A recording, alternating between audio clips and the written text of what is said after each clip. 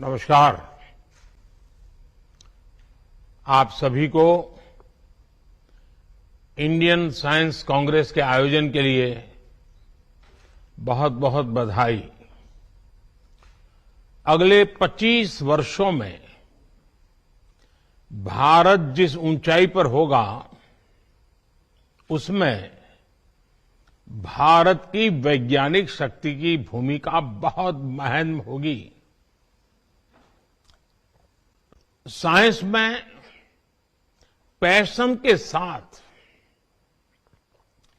जब देश की सेवा का संकल्प जुड़ जाता है तो नतीजे भी अभूतपूर्व आते हैं।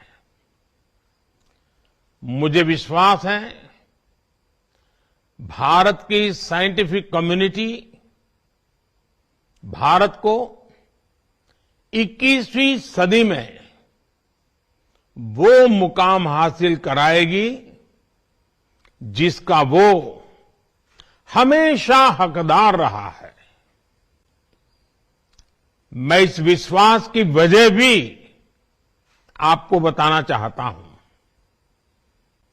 आप भी जानते हैं कि ऑब्जर्वेशन साइंस का मूल आधार है। ऑब्जर्वेशन के जरिए आप साइंटिस्ट पैटर्न्स फॉलो करते हैं, फिर उन पैटर्न्स को एनालाइज करने के बाद किसी नतीजे पर पहुंचते हैं। इस दौरान एक साइंटिस्ट के लिए हर कदम पर डेटा जुटाना और उसे एनालाइज करना बहुत महत्वपूर्ण होता है।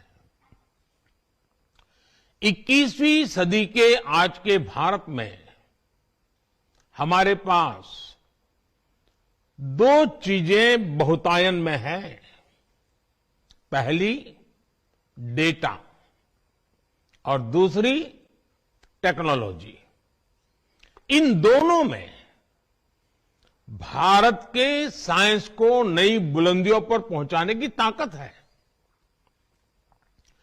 डेटा एनालिसिस की फील्ड तेज रफ्तार से आगे बढ़ रही है। ये इंफॉर्मेशन को इनसाइट में और एनालिसिस को एक्शनेबल नॉलेज में बदलने में मदद करती है। चाहे ट्रेडिशनल नॉलेज हो या मॉडर्न टेक्नोलॉजी, ये दोनों ही साइंटिफिक डिस्कवरी में मददगार होती है। और इसलिए हमें अपने साइंटिफिक प्रोसेसेस को और मजबूत बनाने के लिए अलग अलग टेक्निक्स के प्रति खोजी प्रवृत्ति को विकसित करना होगा। साथियों, आज का भारत जिस साइंटिफिक अप्रोच से आगे बढ़ रहा है, हम उसके नतीजे भी देख रहे हैं। साइंस के क्षेत्र में भारत तेजी से वर्ल्ड के टॉप कंट्रीज में शामिल हो रहा है। 2015 तक हम 130 देशों की ग्लोबल इनोवेशन इंडेक्स में 81 नंबर पर थे,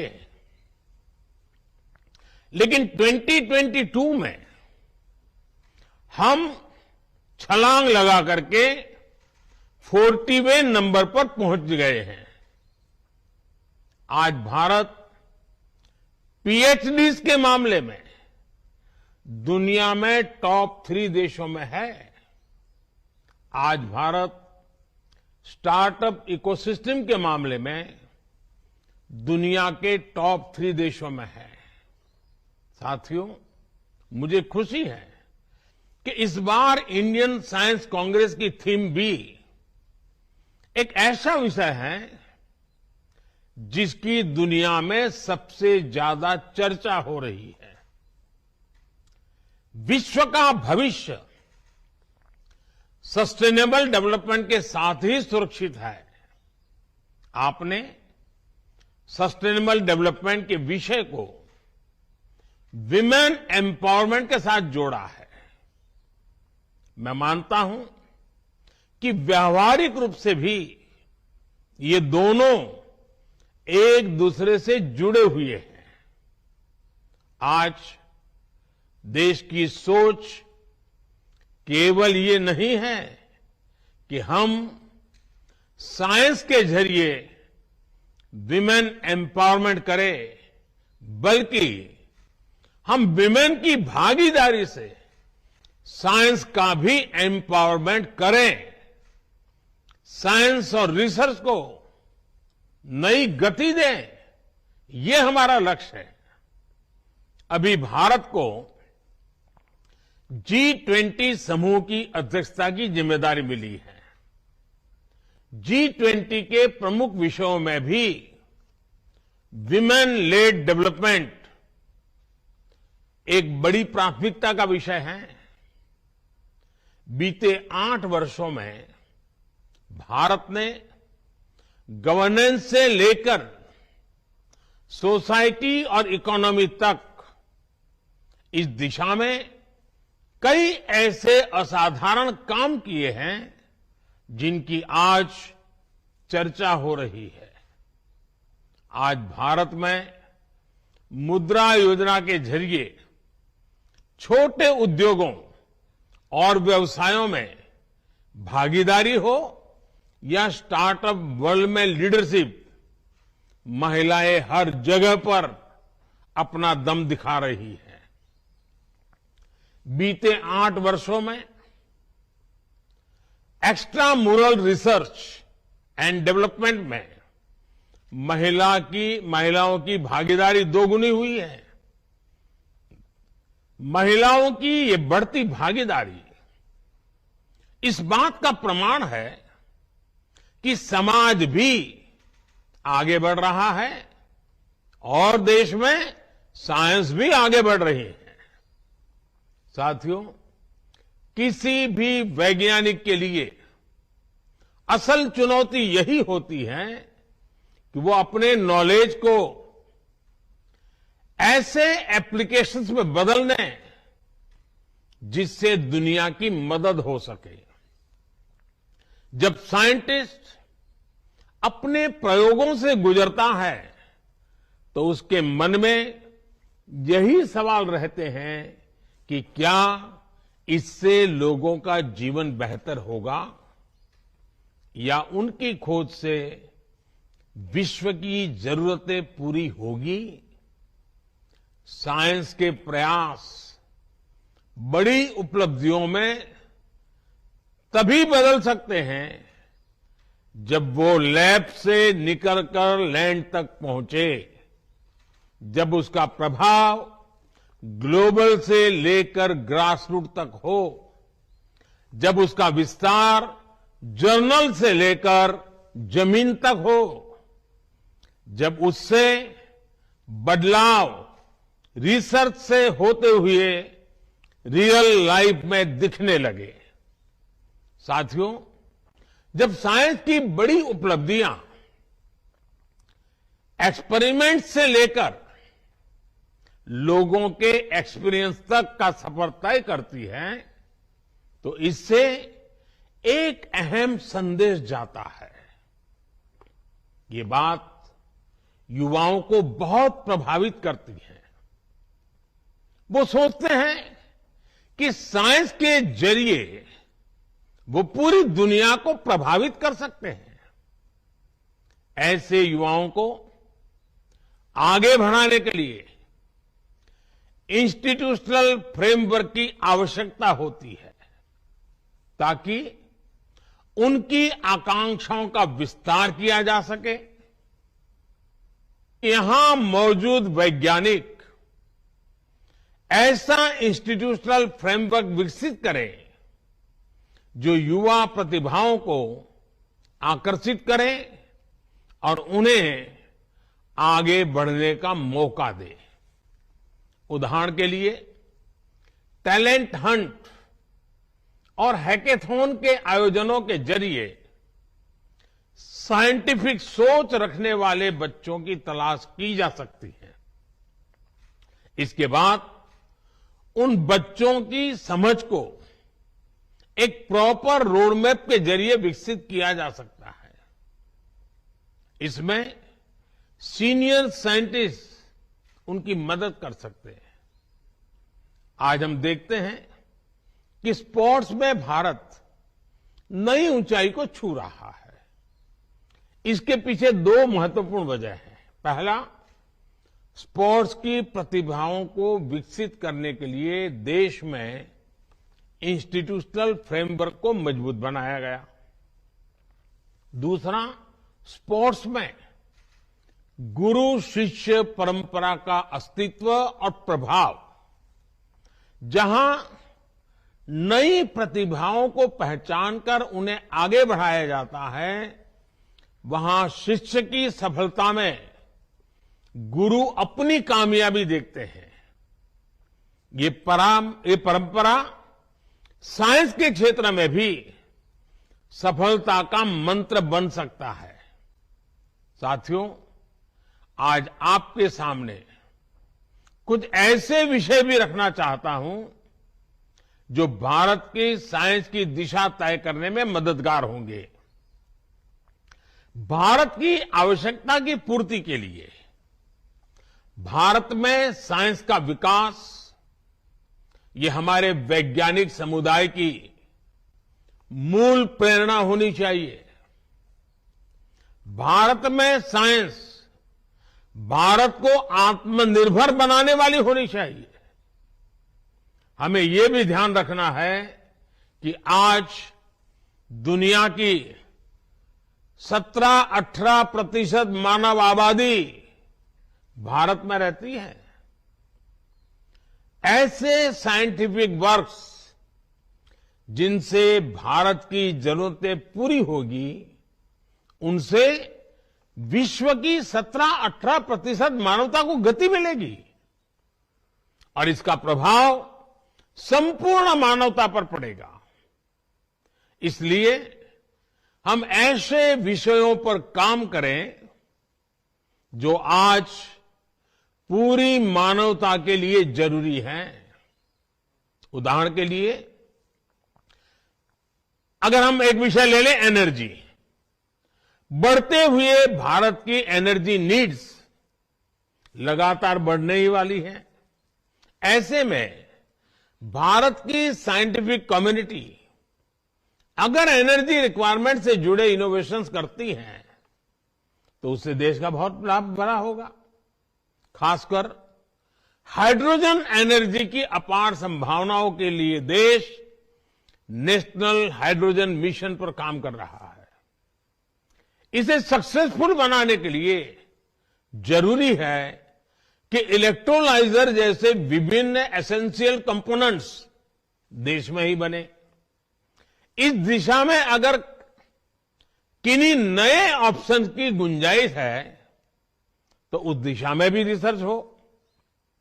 हमारे वैज्ञानिकों को और इंडस्ट्री को इसके लिए साथ मिलकर काम करना होगा।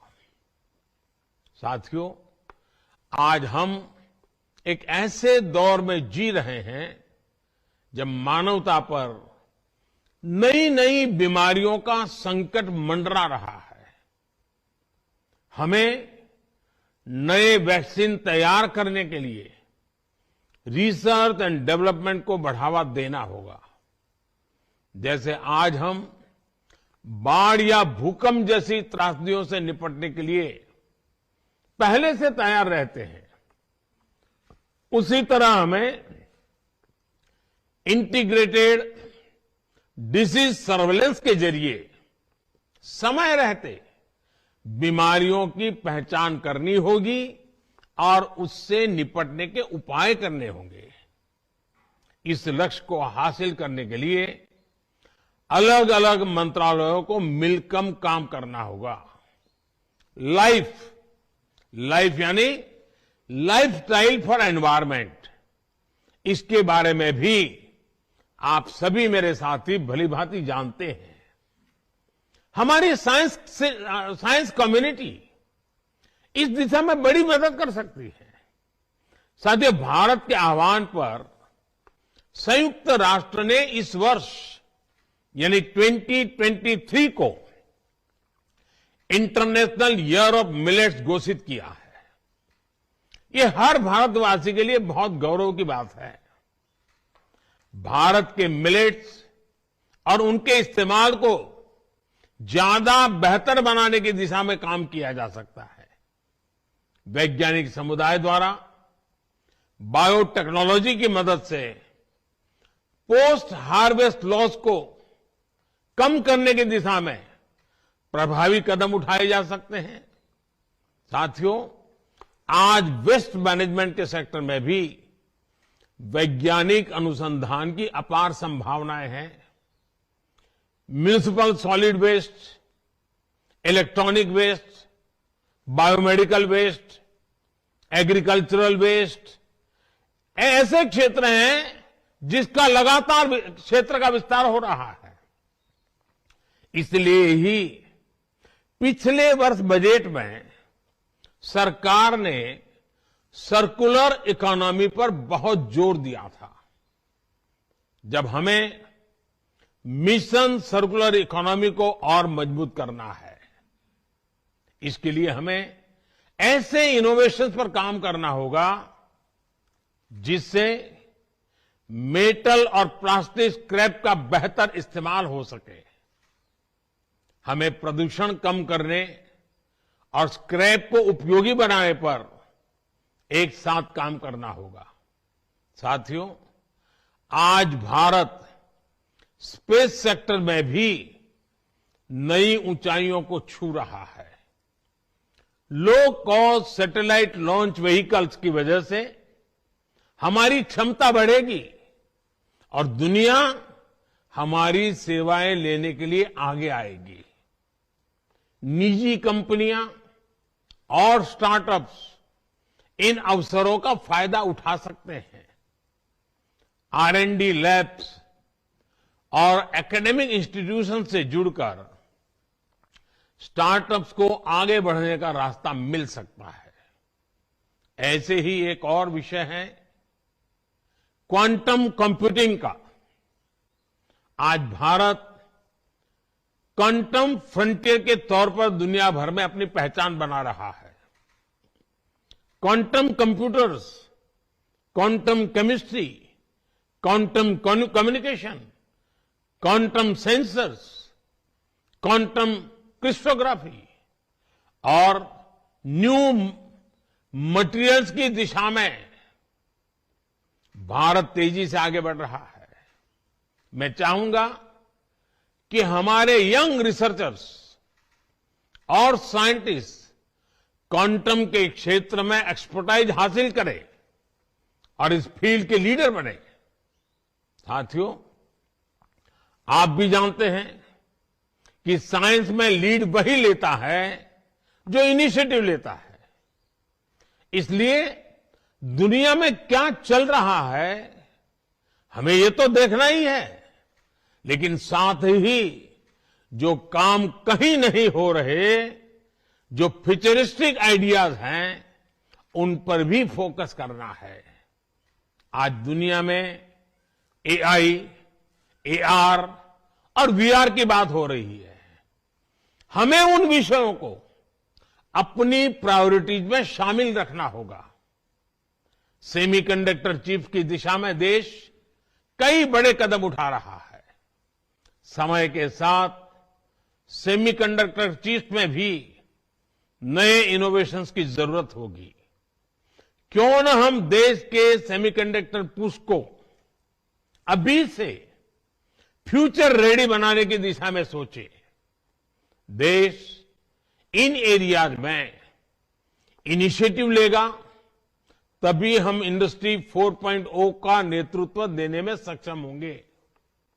साथियों, मुझे विश्वास है इंडियन साइंस कांग्रेस के इस अधिवेशन में विभिन्न रचनात्मक बिंदुओं पर भविष्य का स्पष्ट रोडमैप तैयार होगा। अमृतकाल में हमें भारत को मॉडर्न साइंस की सबसे एडवांस लेबोरेटरी बनाना है। इसी कामना के साथ आप सभी का बहुत बहुत धन्यवाद और इस समिट के लिए मेरी अनेक अनेक शुभकामनाएं। नमस्कार।